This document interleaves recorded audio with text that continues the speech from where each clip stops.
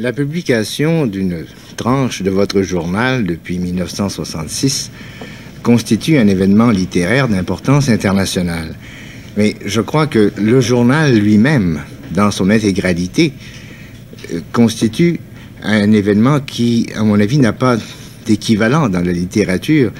Un journal poursuivi pendant si longtemps et qui comprend aujourd'hui, si je ne m'abuse, au moins 20 000 pages et près de 200 cahiers, n'est-ce pas? Vous avez commencé à écrire ce journal très jeune. Vous aviez quel âge? J'ai commencé à 11 ans, mais ce n'était pas un journal à ce moment-là. Je croyais que c'était plutôt une lettre à mon père pour faire la description du voyage en Amérique qui me faisait grande peur. Et je pensais lui envoyer pour le convaincre qu'il devait nous rejoindre. Alors, c'était pas tout à fait tenu pour moi, c'était pour lui.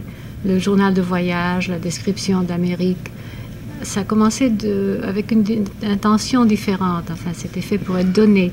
Donc, au début, une longue lettre au père et par la suite, une longue lettre à vous-même et à vos amis.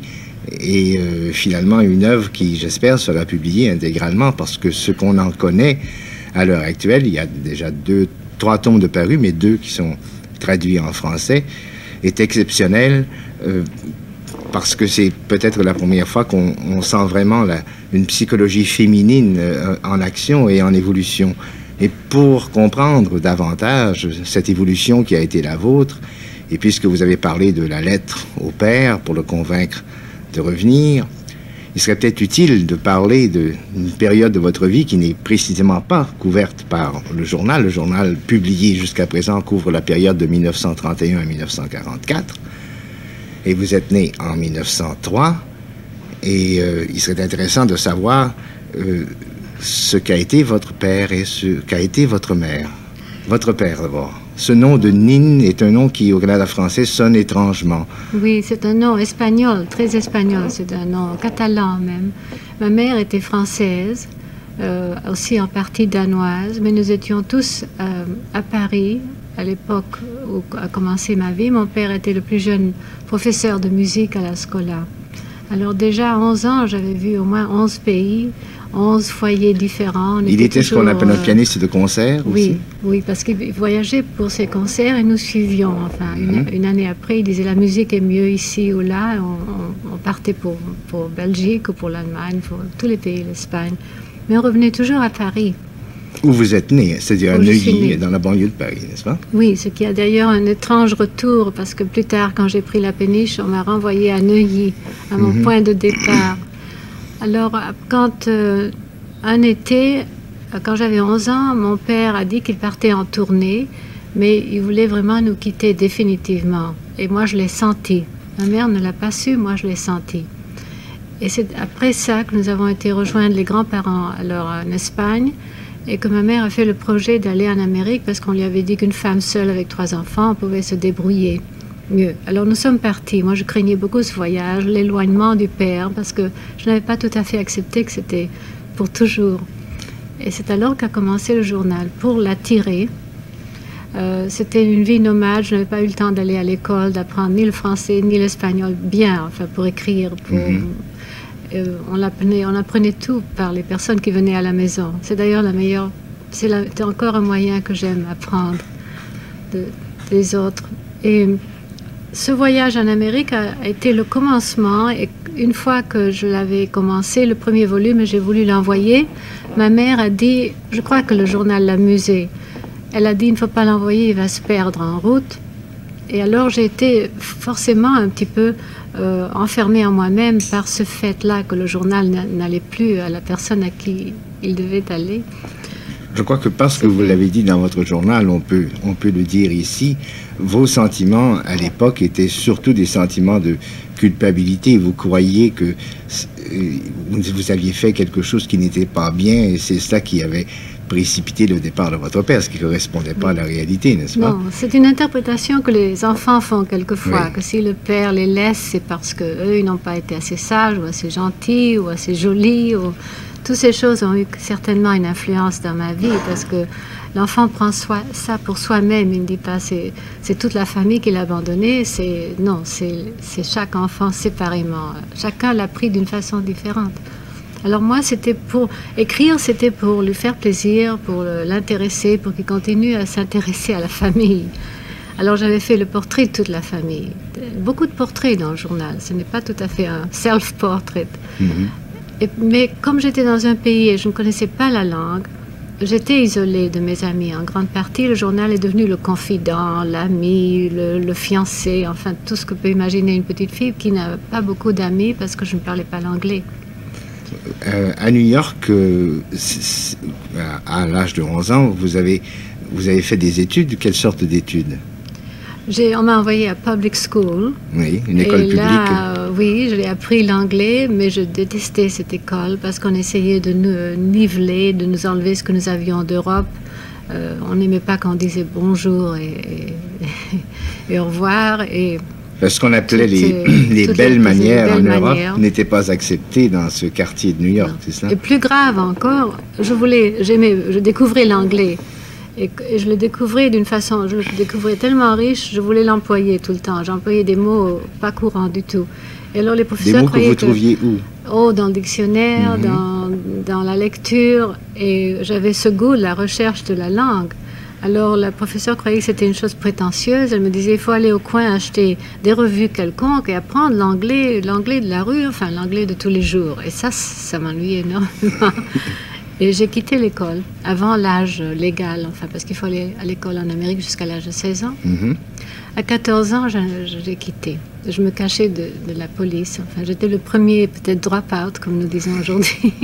Vous aviez déjà, alors, un certain esprit de rébellion contre... Oui, très bien caché, mais il était là. Et il explique d'ailleurs, je crois plus tard, ma protection de tous les rebelles. Parce que je semble choisir ceux qui sont en rébellion, comme Miller, qui avait sa révolution à lui, comme le docteur Rank plus tard, qui était rebelle contre le dogme de Freud, Artaud, qui était le rebelle contre le surréaliste. J'avais un penchant pour les rebelles, peut-être parce que moi, je ne faisais pas mes propres révolutions. Si vous évoquez votre adolescence, quelle sorte de jeune fille étiez-vous? Timide, et je ne disais pas un mot. Pas un mot? Je ne parlais pas. C'est encore là que le journal vous permettait de vous exprimer. Oui. Vous n'auriez pu pas me tirer un seul mot si j'étais ici, même à 16 ans. Enfin, je ne parlais pas du tout. J'écoutais, j'observais beaucoup, j'écrivais beaucoup, mais je ne pouvais pas me confier. Est-ce que vous lisiez beaucoup? Je lisais énormément. Oui, je lisais même pendant que je faisais le ménage. Enfin, je lisais tout le temps. Est-ce que votre mère avait une bibliothèque assez considérable à la maison ou quoi? Ah non, ça c'est une grande dette que je dois à l'Amérique. C'est la bibliothèque libre, où les livres ne coûtent rien. Et j'allais tous les jours, et comme je n'avais pas de guide pour lire, je lisais de A à Z. Enfin, je lisais tout ce qui se trouvait sur par ordre alphabétique et sans aucune autre filiation que Vous avez celle-là. le Public Library. J'ai même parlé au Public Library en le remerciant m'avoir donné tous les livres que j'avais besoin à cette période. C'était beaucoup. Je revenais avec les bras chargés de livres. Toute cette période de votre vie à New York et jusqu'en 1931, entre-temps vous étiez marié et en 1931 vous êtes allé à Paris, toute cette période de votre vie, dis-je, n'a pas été publiée puisque votre journal commence précisément en 1931. Est-ce que vous avez l'intention de le publier ou pouvez-vous expliquer pourquoi vous n'avez pas commencé par les premiers cahiers de votre journal? Oui, j'ai dû prendre une décision. Je trouvais moi-même ces années plus ou moins isolées, solitaires, où le journal ressemblait plutôt au journal d'Amiel que à mon journal d'aujourd'hui. Je trouvais ça ennuyeux et pauvre de vie. Enfin, je ne lui donnais pas énormément de valeur. Je ne croyais pas que ça avait beaucoup d'intérêt. Et j'ai choisi spécialement le moment où je me suis vraiment entrée dans ce que j'appelle la vie et les amitiés avec les autres, les rapports avec d'autres personnes et où cette espèce de timidité dans laquelle j'étais enfermée s'est brisée. Et je croyais que ça, c'était le moment intéressant et c'est là que j'ai pris les années 30. Mais les lecteurs des années 30, de la partie du journal qui couvre les années 30 et le début des années 40, seraient fortement intéressés à ce que vous publiez, justement cette partie qui précède, parce que c'est ça qui permet de comprendre l'évolution. Vous nous en avez donné quelques bribes verbales, mais peut-être pour respecter le désir que vous aviez, que vous manifestez encore, nous pouvons sauter tout de suite à Paris en 1931, c'est-à-dire à Louvciennes, en banlieue de Paris. Paris qui n'était pas à ce moment-là pour vous une découverte, puisque vous avez passé 11 ans, mais qui était une redécouverte d'une jeune femme qui n'avait pas 30 ans. Ce Paris, qu'est-ce qui vous a poussé à y aller, à y retourner, veux-je dire?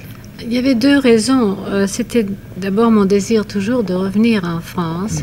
Mais il y avait aussi que mon frère allait être musicien, il voulait faire ses études de musique en France. Et c'était un choix, vraiment une chose que j'avais toujours voulu. Et ma mère aussi voulait naturellement revenir en France. Mais d'un côté, on est revenu à une France que nous ne connaissions plus. Alors il fallait que je refasse mes amitiés. Et c'est pour ça que je me suis trouvée à Louvciennes, aussi isolée que j'étais au commencement en Amérique, sans amis. Et quand j'ai fait mon premier livre sur Lawrence, D.H. Lawrence, l'auteur de l'amant de Chatterley, le premier livre fait par une femme. D'autres femmes ont écrit à son propos personnellement, mais pas en étudiant ses livres. Alors quand j'ai fait ce livre, c'est ce livre qui m'a apporté les amitiés. J'ai toujours dit que chaque livre m'a été une évasion de la prison, de la solitude, et que ça m'a amené des amitiés. Ça m'a amené l'amitié avec Miller et sa femme et d'autres écrivains. Dont nous allons parler peut-être un peu plus longuement, mais je voudrais auparavant savoir dans quelle mesure le fait d'écrire votre journal vous a permis de découvrir que vous aviez une vocation d'écrivain. Ça, c'est un peu paradoxal avec moi, je crois, parce que j'écrivais, avant d'écrire le journal, j'écrivais des contes d'aventure, des pièces de théâtre. Quand vous étiez toute jeune, oui, à 8 ans ou 9 ans. Alors le journal, des fois je dis, il n'a pas été écrit par l'écrivain, et d'autres fois je me rappelle que j'ai dit à 11 ans que l'arrivée à New York n'avait pas été très bien écrite et qu'il fallait recommencer, comme un devoir d'écrivain alors. Mais après, c'est devenu tellement naturel et tellement inconscient que je ne peux plus me dire que je le faisais en pensant que j'étais un écrivain. Parce que je croyais et je m'étais promis que personne ne l'allait le lire. Et c'est cette condition qui lui a donné cette chose de vérité, parce que je crois encore que si ça avait été fait pour être lu, il n'aurait pas eu la même nature. Mais il était fait pour être lu par une personne, par votre père, n'est-ce pas? Seulement au commencement. Après, oui. je savais que ça n'allait plus être parce qu'à 16 ans, quand j'ai passé du français à l'anglais, je savais qu'il ne lisait pas l'anglais. Donc à ce moment, ça a été la vraie séparation du journal qui n'était plus pour le père. Et ce journal, vous avez dit vous-même qu'il était votre refuge, votre drogue, presque, votre vie. Vous l'avez fait d'une façon constante, n'est-ce pas? Et vous continuez à l'écrire encore. Oui, jusqu'à hier, jusqu'à ce matin, peut-être? Presque ce matin, à 7 heures du matin. Mais... Et votre vie à Paris durant les années 30, c'est une sorte de mélange, de flot ininterrompu entre ce que vous écriviez dans votre journal et ce qui se passait dans votre vie réelle, de sorte qu'on découvre en le lisant l'impression que vous faisiez non seulement les personnes, mais les événements, les odeurs, les couleurs de Paris. Et à ce titre-là, ça constitue un témoignage extraordinaire de cette période.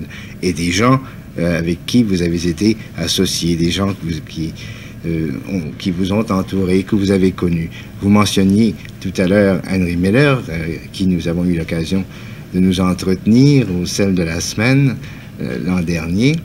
Miller qui était à ce moment-là à Paris, une sorte de rebelle, en tout cas en marge de l'establishment, parce qu'il n'avait pas beaucoup d'argent. Dans quelles circonstances précises avez-vous fait sa connaissance? Quelqu'un lui a donné mon livre sur l'art à salir et il a fait un commentaire qui d'ailleurs allait être assez prophétique. Il a dit: je n'ai jamais vu quelqu'un écrire si doucement de choses si fortes. Et lui, il avait fait, il avait dit avec douceur. Il avait fait un article sur Buñuel d'une grande violence, et alors moi je me suis dit: je n'ai jamais vu quelqu'un écrire avec une telle violence et une telle passion sur un thème comme Buñuel qui m'intéressait. Alors quelqu'un l'a amené à la maison. Il avait d'ailleurs une liste de possibilités de dîner. Il avait une liste où il était sûr d'avoir un dîner. On lui avait donné mon nom. Et il est venu dîner parce que c'était très important pour lui. Et alors après, nous sommes devenus très amis. Il a visité toute la maison. Il a été dire bonjour à ma mère. Enfin, il a aimé toute l'ambiance et il était très content.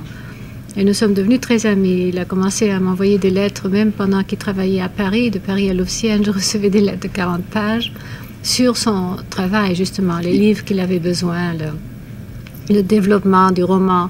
Et dans ces choses-là, je prenais toujours le parti de la femme. Enfin, je jouais le rôle de la femme en dialogue avec lui pendant qu'il écrivait le... Il préparait à ce moment-là le Tropique du Cancer, n'est-ce pas? Où il raconte sa vie avec June, sous le nom de... C'était un moment très difficile pour lui. June n'était pas là à ce moment-là quand je l'ai connu. Elle était à New York et après. Elle lui avait procuré l'argent pour qu'il vienne à Paris. Oui, pour être écrivain. Pour être écrivain, oui. Il y avait beaucoup cet idéal de Paris. Et elle est venue le rejoindre, mais d'après les confidences qu'il nous a faites au sein de la semaine, on avait le sentiment, en écoutant, qu'il s'agissait vraiment d'un couple terrible qui ne se réunissait que pour mieux se déchirer. Est-ce aussi le sentiment que vous aviez? Oui, ça c'était vrai. On voit ça dans ses livres, oui. Et on voit ça dans le journal. C'était la première fois que j'avais vu un couple en guerre, enfin ce que j'appelle vraiment avec la guerre déclarée. Et j'essayais de jouer un rôle d'harmoniser, que je n'ai compris que plus tard. C'est une femme psychologue qui a écrit sur ça, que comme mon père et ma mère s'étaient séparés, j'essayais toujours de réunir les gens qui étaient en guerre avec eux-mêmes, dans les mains. Alors j'avais essayé ça, mais ça n'a pas réussi. Quelle impression avez-vous ressenti en rencontrant June pour la première fois, la femme de Mélanie? J'étais très, très impressionnée par June. Moi qui étais tellement enfermée, timide, il me semblait que c'était la femme idéale qui était libre, qui avançait dans la vie avec beaucoup d'audace, qui était déjà en pleine maturité. Tout ce qu'une jeune femme peut vraiment admirer. Elle était très impressionnante, très dramatique, habillée d'une façon qu'on ne pouvait pas oublier. Et il m'a beaucoup impressionnée. Et alors j'ai compris un peu mieux le tourment de Henry, qui se disait obsédé de vérité, qui avait épousé quelqu'un qui faisait des mythes tout le temps, qui était mythomane. Enfin. Lui, il disait des mensonges, moi j'appelais ça mythomane. Elle inventait la vie, elle inventait toutes les situations. Et lui, il jouait un peu le rôle Simenon, détective, qui voulait absolument prouver que c'était des mensonges. Et j'étais pris dans cette... Oui, parce qu'il voulait en même temps se servir de vous pour savoir si... Oui. Pour que son enquête aboutisse. Moi, je devais être l'espionne qui allait dire si c'était vraiment... Mais enfin, ça n'a pas été comme ça, parce que je me suis pris d'amitié pour elle et je sentais ce déchirement entre les deux. J'étais plutôt... les deux me faisaient vraiment beaucoup de chagrin de les voir. Il se faisait tellement de mal, n'est-ce pas? Elle lui faisait mal comme écrivain et lui, il lui faisait énormément de mal en ne l'acceptant pas. Déjà apparaît un trait de votre personnalité qui, je crois, est encore présent. Celui de chercher à aider des gens que vous sentez fragiles ou vulnérables ou qui ont une fissure. C'est presque un besoin maternel, ne trouvez-vous pas? Oui, cette espèce de sympathie ou de me mettre à la place des autres continue toujours, mais elle était surtout dirigée vers l'artiste à ce moment-là, ou ceux qui faisaient quelque chose de bien mais qui avaient besoin d'être protégés. Je pense que toute ma vie, j'avais vu l'artiste en difficulté. Mais c'est aussi une obsession que j'avais même enfant, d'avoir un orphelinat, je ne sais pas, ça peut être astrologique aussi. C'est un besoin de dévouement qui apportait quoi comme compensation psychologique? Qui m'apportait beaucoup, parce que je crois qu'un être timide veut servir à quelque chose d'abord. C'est une façon de sentir on fait partie de la vie. Quand on est en dehors de la vie, il y a deux façons de l'apprendre, non par amour ou alors par rebelle, par la haine. Miller a plutôt fait la guerre à la société et puis après on l'a accepté. Moi j'ai essayé plutôt d'aimer. Et ça m'a apporté énormément. D'abord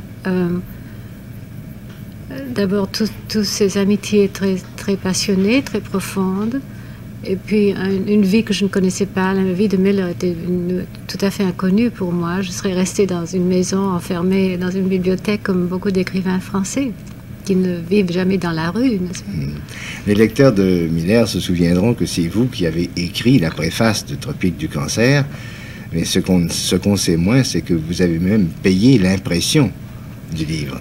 Oui, on ne parlait pas de ça, mais j'ai souvent senti qu'il fallait peut-être le dire parce qu'il faudrait qu'on se rende compte que l'écrivain a besoin d'être aidé, et l'artiste en général, et que beaucoup de choses ne se seraient jamais faites autrement. Oui, quand vous en avez parlé dans votre journal, personne, je crois, n'a eu le sentiment que vous cherchiez à vous mettre en valeur parce que vous aviez payé l'impression. J'y croyais, je croyais au livre. Je connaissais le côté commercial de l'édition. Je savais que M. Kahan n'allait pas prendre une chance aussi grande. Et on a simplement vu la réalité. D'ailleurs, beaucoup d'écrivains à ce moment-là devaient faire ça.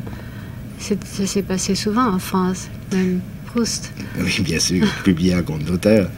Mais lui-même, Henry Miller, avait confiance en vous, en vos talents d'écrivain. Vous lui aviez montré des fragments de votre journal, n'est-ce pas? Oui, oui, je l'ai montré, et surtout quand tout le monde me disait d'arrêter le journal pour faire des romans. Alors, j'avais trouvé ce moyen, ce n'était pas tout à fait conscient, mais enfin, le résultat était le même.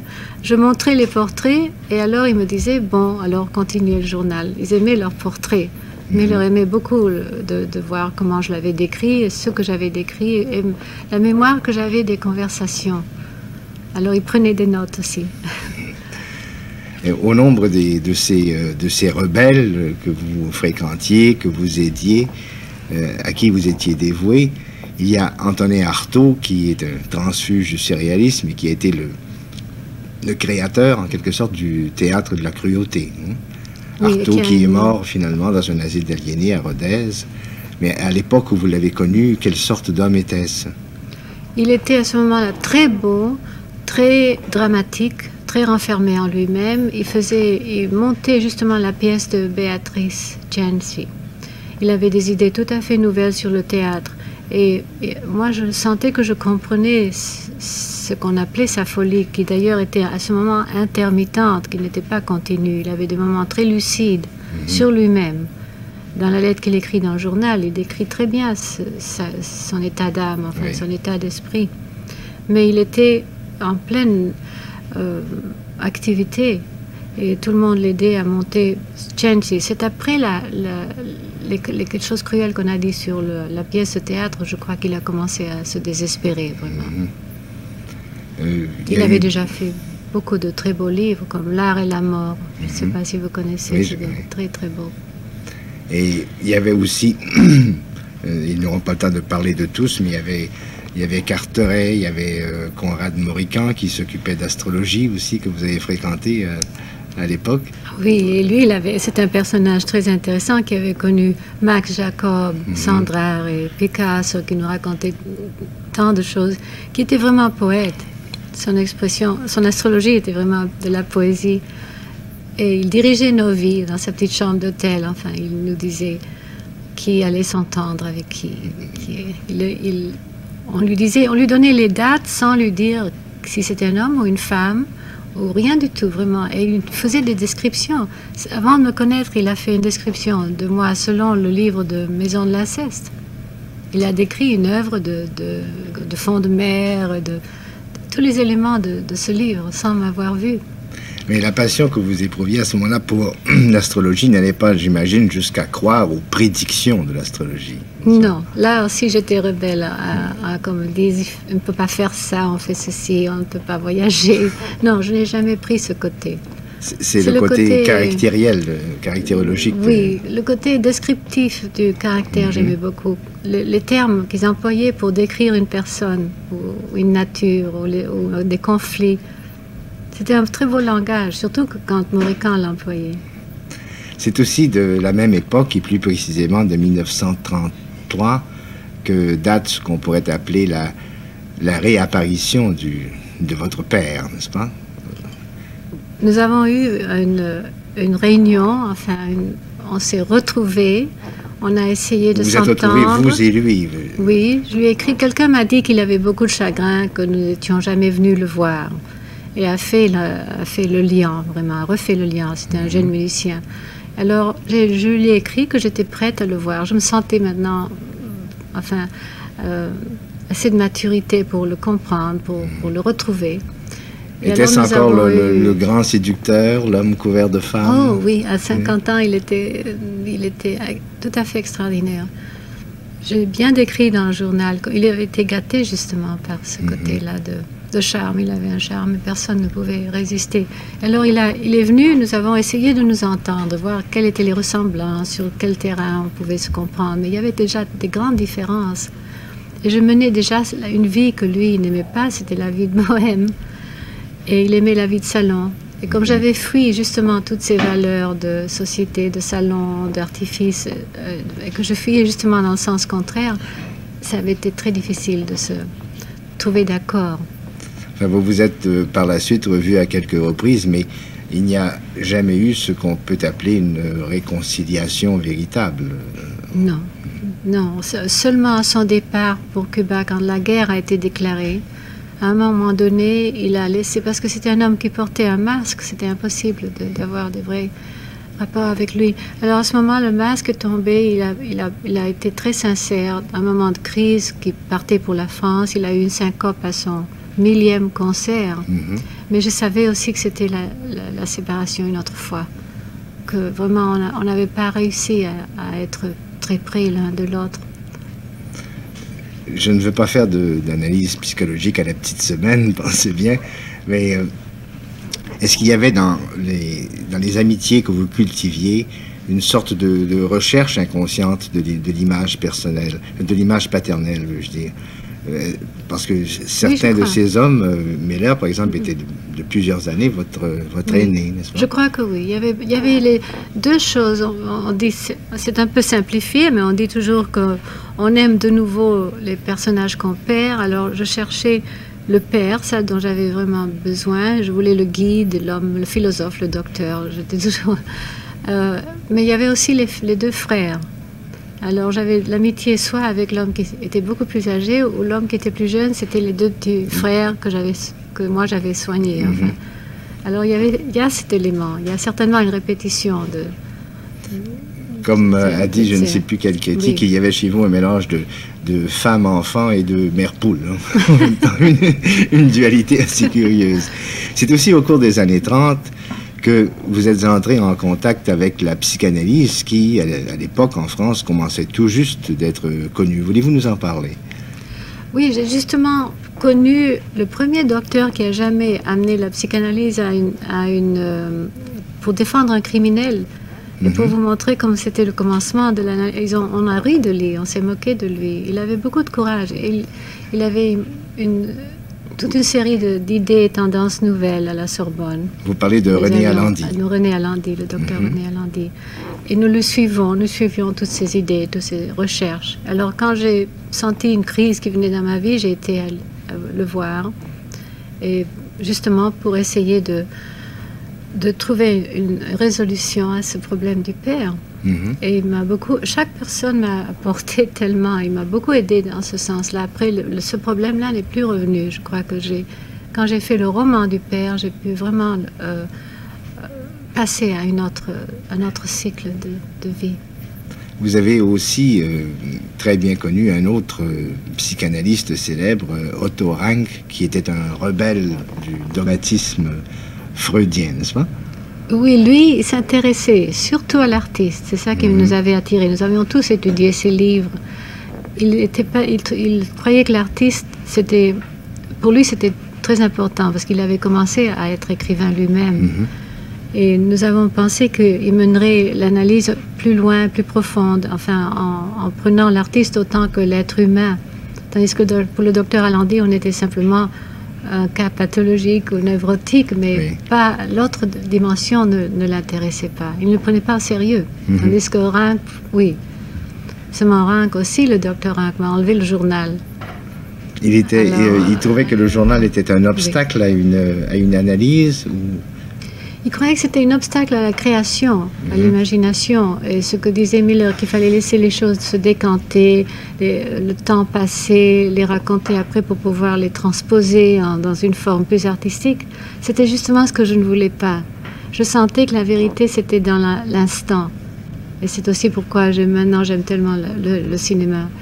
La chose prise à l'instant même, c'était la seule chose dans laquelle je croyais. Après... ce qu'on pouvait faire de beau, un conte, la fiction, le roman, n'était pas si près de la vérité.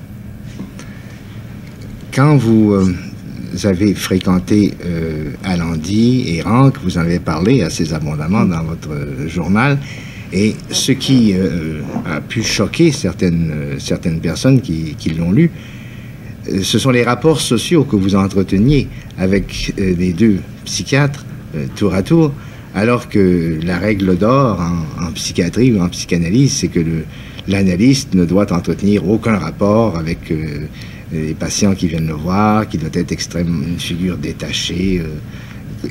Comment expliquez-vous cette façon anticonventionnelle qu'ils avaient de se comporter? C'est très vrai. Il y a deux façons. C'est que le journal a donné l'impression que l'analyse n'était pas finie. Et dans un vrai sens, elle était finie, ou du moins, moi je sentais qu'elle était finie.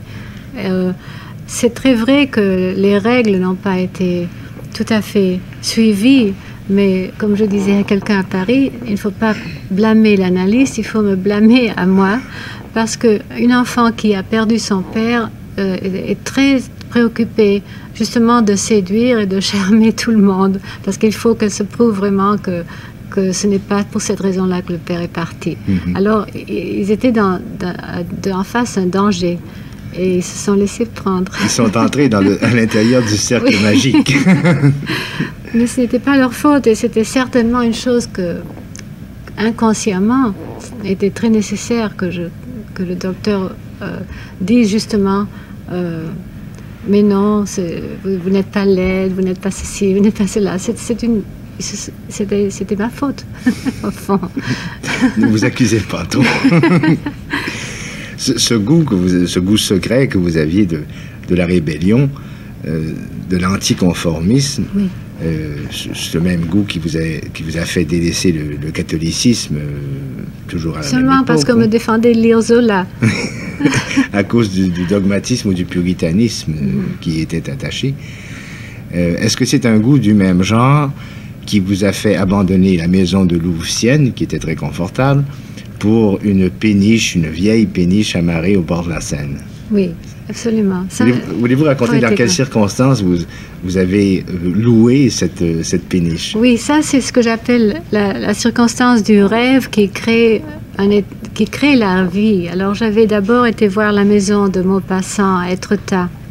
Et la tempête avait apporté un bateau de pêcheurs dans le jardin. Elle avait déposé là. Il était resté là en employé pour garder les choses de jardinage. Et alors j'avais demandé à mes hôtes si je pouvais passer la nuit là. Ils m'ont dit non, c'est tout plein de toutes sortes de choses du jardin. C'est pas possible. Alors j'ai rêvé qu'on me laissait dormir dans le bateau et que le bateau faisait un grand voyage par la Seine pendant 20 ans. Comme j'ai toujours aimé les voyages. Alors ce rêve-là est devenu vraiment une obsession et j'ai toujours dit que le rêve servait simplement à vous dire ce que vous voulez faire. Alors j'étais assise au café, j'ai vu un journal qui disait péniche à louer. J'ai été voir et c'était la péniche de Michel Simon qu'il avait construite pour y habiter avec ses singes. Et il m'a raconté l'histoire des singes. Les singes fuyaient dans les quais, effrayaient tout le monde. Alors il a dû prendre une maison à la campagne et il louait la péniche. certes, ça avait un sens symbolique, poétique, c'est hors de la réalité, ce n'est pas une maison, ça flotte, ça voyage. Ça correspondait vraiment à ce que j'aimais le plus. Et le soir, je pouvais m'imaginer que je voyageais, parce qu'on entendait, vous savez, le clapotis des vagues. De l'eau, on pouvait s'imaginer qu'on faisait des grands voyages. Ce n'était pas un grand voyage, c'était au Pont-Royal. Mais alors le rêve a produit la réalité a produit des contes, et puis un roman, et ça continue à nourrir l'autre, n'est-ce pas? D'ailleurs, vous aviez commencé à ce moment-là à travailler à votre œuvre romanesque, dont nous n'avons encore à peu près pas parlé, mais vous avez quand même une douzaine d'ouvrages romanesques, dont 2 ont été traduits en français, si je ne m'abuse. Il y a la Maison de l'inceste, qui n'est pas à proprement parler un roman, mais une sorte de poème, un poème en prose. Oui. Et L'espion dans la Maison de l'amour. Ah oui, que nous allons filmer. Je suis très heureuse de ça, parce que ça va être fait ici, dans votre ville. Oui, lors de son passage au sel, Jeanne Moreau nous a précisément parlé de ce projet de film tiré du livre, qui en anglais s'appelle The Spy in the House of Love. Oui. Et on nous avait parlé elle nous avait parlé de ce projet comme devant se réaliser au mois d'avril. Et nous cette sommes année, en juin. Certainement, je crois. Certainement. Qu'est-ce qui s'est passé là? Un peu de retard, oui. Mais j'ai une productrice très douée, excessivement douée, qui a fait l'adaptation.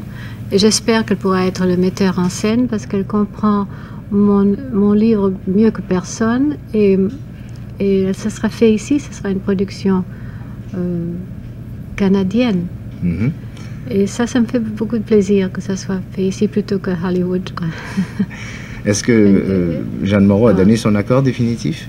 Oui, certainement. Et l'adaptation est prête. Il y a eu des retards.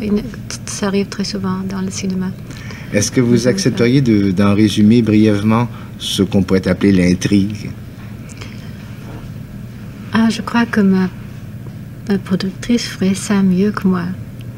C'est la femme qui est divisée en plusieurs personnalités par un événement qui l'a coupée qui lui a donné une crainte de la vie. Mm-hmm. Et qui a plusieurs aspects de sa personnalité. Elle essaye de les vivre, de les vivre jusqu'au bout, sans toutefois se commettre entièrement dans aucune situation. Alors, elle aime, je dis, avec un côté d'elle-même. Elle présente un aspect de sa personnalité. Elle prend contact avec un homme, un seul aspect de cet homme, l'aspect passion, l'aspect très intense du moment, enfin. Et alors, elle tourne comme la ronde, n'est-ce pas, en montrant. Et en même temps, elle sent très bien qu'elle est aimée simplement sur un plan, le plan qu'elle donne. Et elle cherche une espèce d'unité qu'elle croit pouvoir trouver dans l'amour. Elle ne se rend pas compte que c'est justement en se tournant et en ne se donnant pas entièrement qu'elle ne le trouve pas. Mm-hmm. Elle attend la personne qui va l'unifier, le grand amour qui va mettre tous ces choses ensemble. Alors nous avons employé l'image de la peinture, vous savez, la peinture de...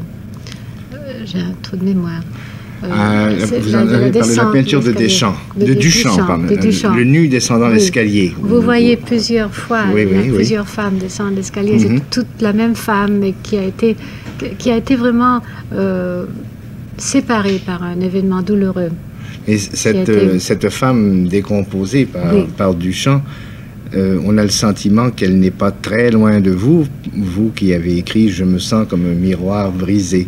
Oui, c'est vrai. C'est vrai, j'ai ressenti souvent ceci, parce qu'un événement tragique vous brise quand même. Mm-hmm. Alors on doit rassembler pour faire une unité de la personnalité. Alors il y a des paradoxes dans les premiers journaux. Je peux toujours dire que c'est le premier, le deuxième, mais c'est pas dans le troisième, et ça s'arrange dans le quatrième. Mais certainement le besoin d'unité que nous avons tous, je l'ai fait par le travail. Alors, dans le cas de l'espionne à la Maison de l'amour, elle n'a pas cette ressource. Elle cherche ça dans la passion, comme si la passion pouvait la fondre en une femme, en faire une femme. Et dans le journal, il y a une autre chose, c'est que ces personnalités, comme vous dites, multiples, enfin, toujours se réunissent pour faire le travail. D'ailleurs, ce qu'il y a d'extraordinaire quand on lit votre œuvre romanesque, c'est que de temps en temps, d'une part, on a l'impression qu'on est en train de relire des pages du journal qui ont été stylisées, auxquelles se sont ajoutés des éléments de rêve ou de fantaisie. Et lorsqu'il s'agit de personnages féminins, de temps en temps, on a le sentiment que c'est vous ou presque vous, et puis au moment où ce sentiment va se cristalliser, tout à coup c'est quelqu'un d'autre. Ça évoque par exemple June, la femme de Miller, et il y a un va-et-vient continuel entre cet aspect purement fictif de vos personnages et l'aspect très personnel, très sincère de votre journal. Est-ce que ça décrit assez bien ce que vous avez cherché à faire dans votre œuvre romanesque? Oui, ça décrit très bien, je crois. C'est justement la chose que je craignais un peu dans l'artiste, c'était exactement cette transposition, transformation de la réalité, que je voulais être sûre qu'elle était là.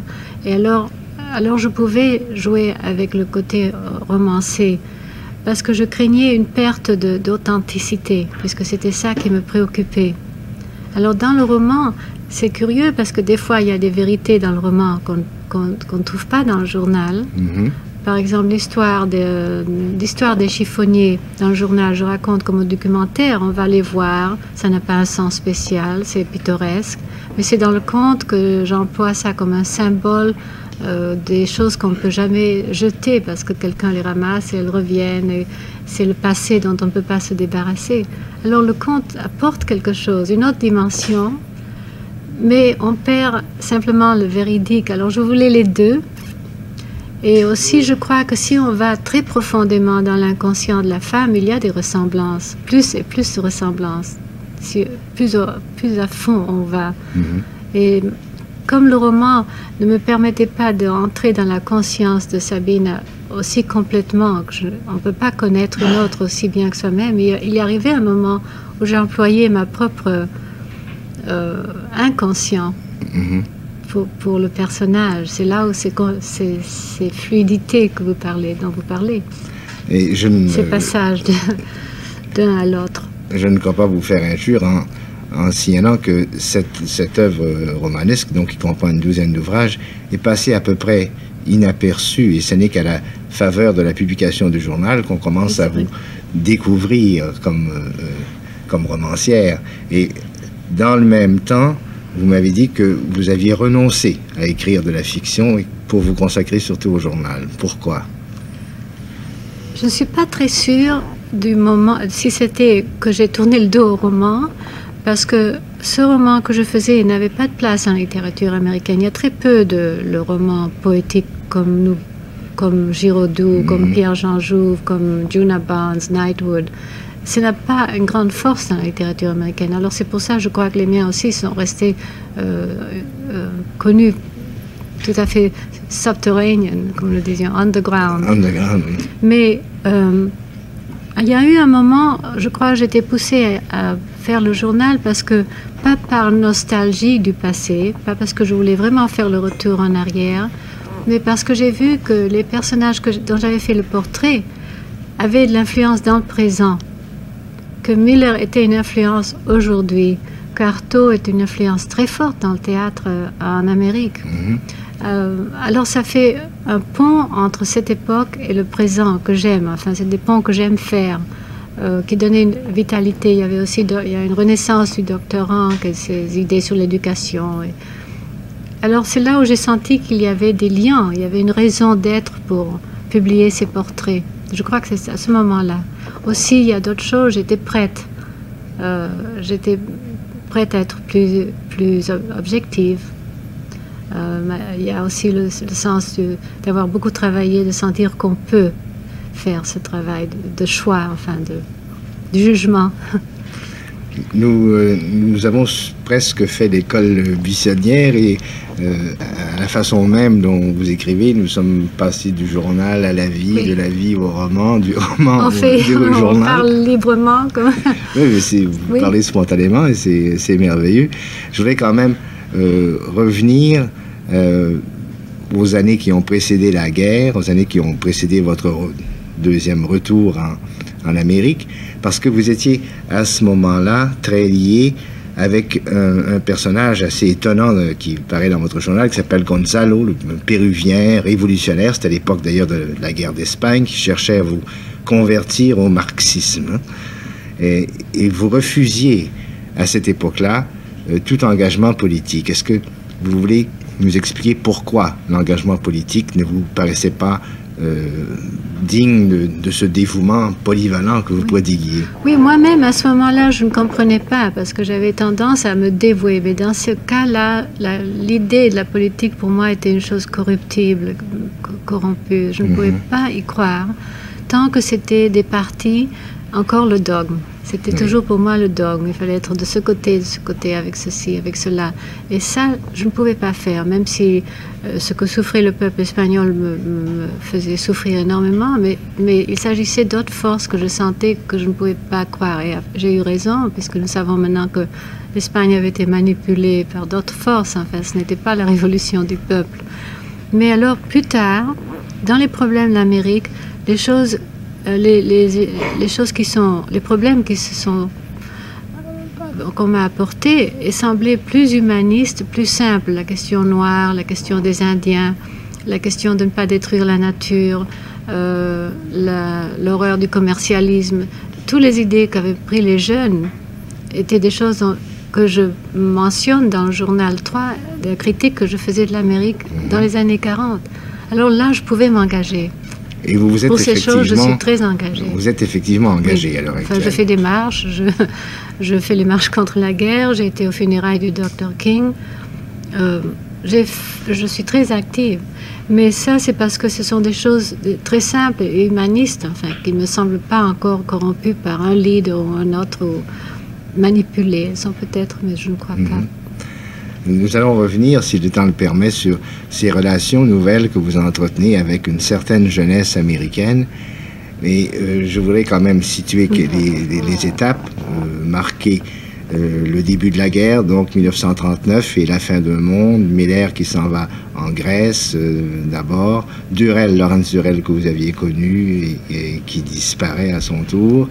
Vous-même, vous revenez à New York et partant de Paris à peu près inconnu, vous arrivez à New York à peu près totalement inconnu. Et je voudrais que vous évoquiez rapidement ce que furent ces années 1940 à New York. Très difficile d'abord, à cause du déracinement de nouveau. J'ai toujours protesté contre le déracinement. Devoir refaire une vie, après avoir vraiment arrivé à une vie que j'aimais beaucoup. Et aussi que mon travail ne trouvait pas de place, bien que j'écrivais en anglais. On disait non, c'est des romans étrangers, ça prend place en Europe, ça n'a aucun intérêt pour nous. Alors j'ai pris une presse. Vous avez acheté une presse à main, imprimerie, n'est-ce pas? C'est plutôt une presse à imprimer. Oui. Une presse à bras, une presse à main. Oui. Mais très, très ancienne, qu'il fallait faire marcher comme une machine à coudre. Vous imaginez, même pas avec l'électricité. Et là, le bonhomme qui nous l'a vendu a dit, vous pouvez faire des cartes de Noël sur cette imprimerie. Et nous avons fait des très beaux livres. 250, 300 livres. Vraiment avec un esprit du Moyen-Âge que ça prenait 8 mois, je crois, pour faire rien que les, comment vous appelez, les lettres. Rien que mettre pour composer le caractère. Et alors, avec ces 300 livres que j'ai portés nous avions un magasin dans le genre de Sylvia Beach à Paris qui était très gentil avec tous les écrivains. Elle a pris les livres. Elle a montré un livre à Edmund Wilson, qui était alors le grand caïd de la critique. Et lui, il a fait la critique du premier livre des contes. Et alors, le lendemain, naturellement, les éditeurs sont venus. Et je suis le premier écrivain qui a pleuré quand j'ai reçu un contrat, parce que j'ai dit, maintenant, les livres vont pas être si beaux. C'est vraiment pas beau. Et alors, cette difficulté-là a été... Mais le silence critique a suivi. Enfin, ils n'ont pas pu accepter ce genre de roman. Ils disaient qu'il n'y avait pas de commencement ni de fin. Ce n'était pas le roman du XVIIIe siècle, enfin, le roman réaliste, naturaliste américain. Vous avez même raconté des choses qui aujourd'hui paraissent absolument risibles. Les conseils littéraires que les éditeurs vous donnaient, comme d'acheter le Saturday Evening Post et d'essayer d'écrire comme les articles de journaux. Ou d'écrire Good Earth comme Pearl Buck, me disait, si vous pouviez faire un livre comme ça, comme le Good Earth, ça serait bien. Mais vous m'avez dit que, écrivant régulièrement de la fiction, pendant 20 ans, vous avez été à peu près totalement inconnu. Oui, et en tout cas, par les jeunes. Excepté par les jeunes. Oui. C'est là que nous revenons à la jeunesse. Qu'est-ce que vous croyez attirer les jeunes? D'abord, quelle sorte de jeunes? Oui, c'était les jeunes qui écrivaient des poésies, qui avaient lu les poètes français, qui avaient lu Rimbaud, qui connaissaient déjà Miller, enfin d'une façon aussi souterraine. C'était toute une réputation souterraine que nous avions, que nous ne savions même pas. Et c'est les jeunes qui sont venus, plutôt les écrivains, les poètes, ceux qui avaient des petites revues. Mais plus tard, c'était beaucoup plus élargi comme cercle. C'était ceux qui étudiaient la littérature européenne ou française. Et c'est le premier lien que j'ai eu. C'est vraiment le vrai lien, les amitiés. Alors peu à peu, ils sont devenus des jeunes professeurs. Oui. Alors eux, ils ont enseigné les romans et mes livres. Alors ça continuait à faire une famille, enfin, avec laquelle j'étais très à l'aise. Des jeunes philosophes de 30 ans qui enseignent la religion zen bouddhiste. Tous, ils étaient avant des étudiants. Et ces 10 années de lien avec la jeunesse, finalement, est devenue très forte à cause de leurs convictions politiques aussi, anti-guerre. Alors, nous sommes toujours trouvés d'accord.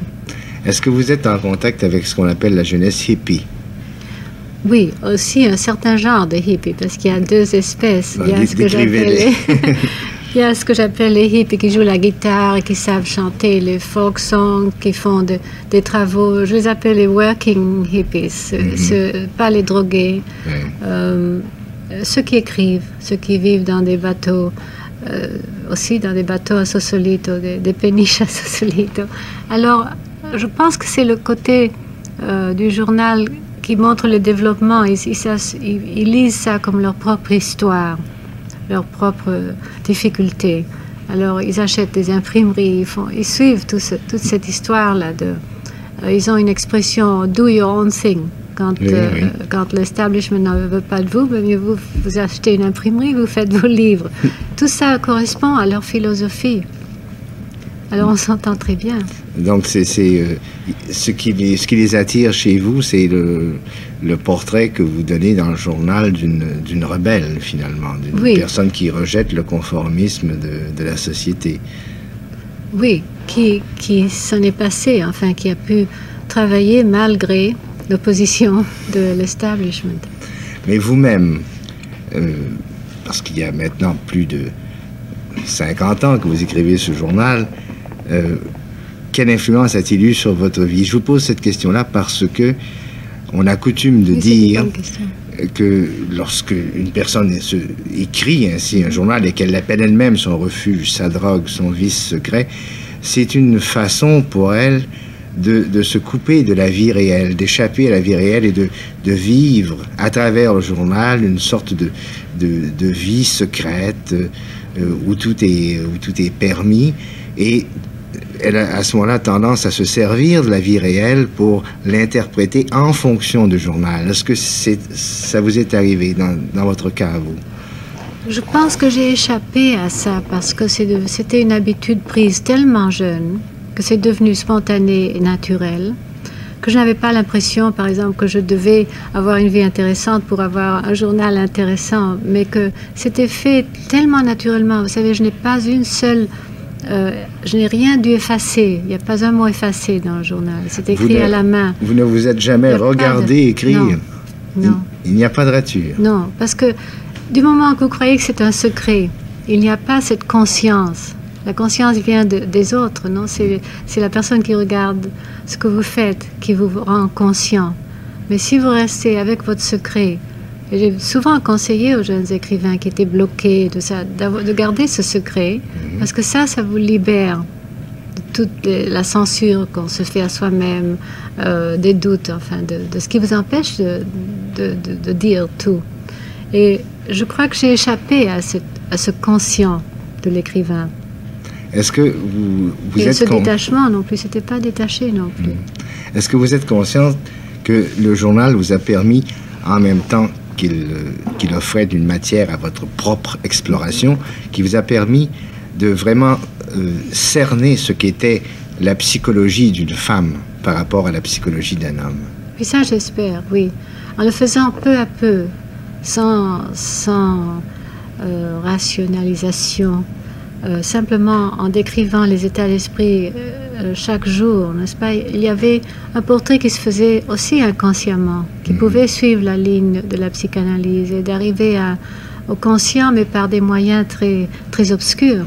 L'arithmétique qui prend place dans le noir, on disait, n'est-ce pas, dans l'obscurité. Et cette sorte de rebelle que vous fûtes et que vous demeurez par certains aspects, vous a-t-elle conduit à épouser les thèses du féminisme? Là, c'est une question très délicate. Je n'aime pas le militarisme, enfin, du féminisme. Je crois que la libération vient par l'intérieur.